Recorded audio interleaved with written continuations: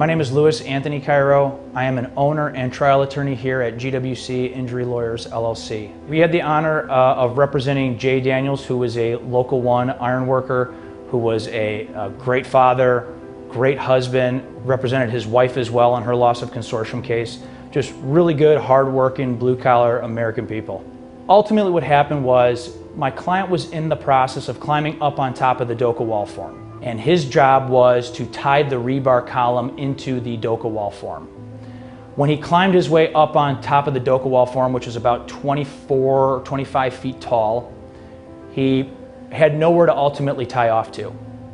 And in the ironworker trade, it's very important for everyone to understand that unless there is an actual OSHA approved anchorage point, you don't just tie off to anything with your lanyard, because a false tie could be worse than no tie at all. Meaning you thought you tied onto something that could hold your weight, but ultimately what you tied off to can't hold your weight. So when he gets to the top of the DOCA wall form, he recognizes that there's nowhere for him to tie off to, and so he's trying to figure it out. Moments go by. Unfortunately, he slips, his feet slip from underneath him, and he falls 23.5 feet down onto the hard concrete slab that was below him. And he falls backwards, and there's cross beams that help support the DOCA wall form from staying upright. He hits his arm on it and ends up having devastating injuries. The biggest obstacle we knew as a firm that we were going to have to overcome was, why was our client not tied off? And we knew if we were able to overcome the reason as to why he did not tie himself off on that DOCA wall form, we knew that this case was going to ultimately just hinge on the damages itself. Because the damages were so incredible, they were so severe, that if we won on the liability side, we were going to hit a home run. The defense attorneys that represented the actual defendants in this case were lawyers that we've had on other cases. So they were well-respected defense attorneys. They were well-respected by our office, and they knew as well as we did that if they could point the finger at our client and that he failed to tie off, that they may actually have a pretty good shot at winning this case.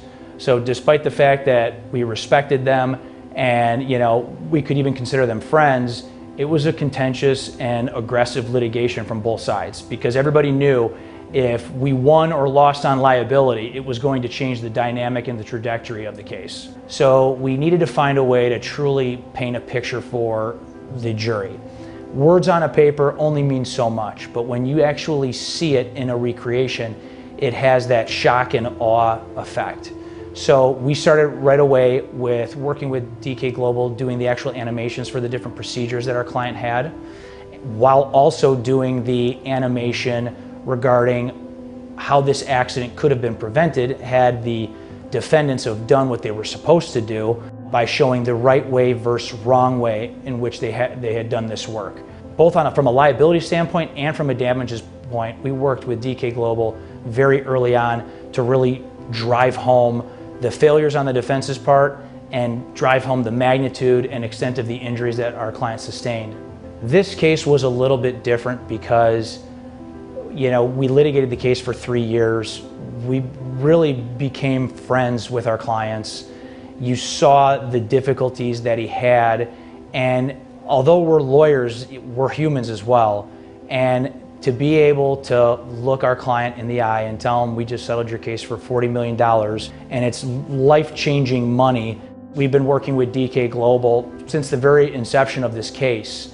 Because I think if you start working when you're staring down the barrel of a trial date, you've been doing yourself and your client a disservice. You need to start working with DK Global regarding their animations and recreations of their accidents very early on in the case, because you may want to even use that throughout the actual depositions that are being taken, which I think are ultimately vital.